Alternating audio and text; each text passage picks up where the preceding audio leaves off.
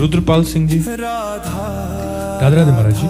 महाराज जी, भगवान के दिव्य पार्षदों व सिद्ध महापुरुषों में भी कभी कभी ऐसी लीलाएं देखी जाती हैं, काम क्रोध रूपी छठ विकारों का प्रादुर्भाव देखा जाता है, जैसे कि सनत सनंदन तथा देव ऋषि नारद जी जो भगवान की लीला का आधार होते हैं। तो मेरा महाराज जी प्रश्न आया कि जब जीव भगवत प्राप्ति कर लेता है तो वो भगवत स्वरूप हो जाता है, तो पांच भौतिक शरीर में तो स्वाभाविक है, परंतु जब वो दिव्य शरीरों में भी ऐसा भाव आता है तो महाराज जी हमें क्या समझना चाहिए साथ में? जब हम तुम एक ही बराबर के हो गए और संसार को कोई नाटक दिखाना है हमें, तो हम तुम वैसे ही स्वांग करेंगे ना। अगर चतुर खिलाड़ी हैं तो सनक सनंदन सनातन सनत कुमार भगवान के अवतार हैं। आप 24 अवतारों में आप देखिए, ये प्रथम सर्ग प्रथम भगवान का अवतार है, सनक सनंदन सनातन सनत कुमार। इनमें क्रोध नहीं है, इनमें भगवान की लीला की उत्पत्ति छुपी हुई है। अब भगवान लीला करना चाहते हैं जगत में आकर राम रूप से। अब उस लीला का विरोधी भी कोई होना चाहिए जिससे रंग बढ़े लीला में, तो रावण रूपी विरोधी चाहिए। तो रावण रूपी विरोधी कैसे बने? तो सनक सनंदन ने साफ दे दिया जय विजय को, क्योंकि निजी पार्षद ही भगवान का विरोध सह सकते, दूसरा तो सह नहीं सकता।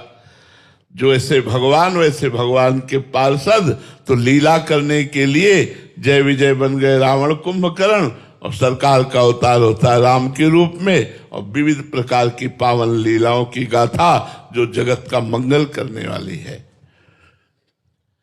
नारद आदि महापुरुष, सनकादि महापुरुषों में न काम है, न क्रोध है, न लोभ है, न मोह है, न मद है, न मत्सर है। वो लीला के लिए सूत्र हैं, इसलिए उनका मिलान अपने कर्म बंधन से युक्त शरीरों से नहीं किया जा सकता।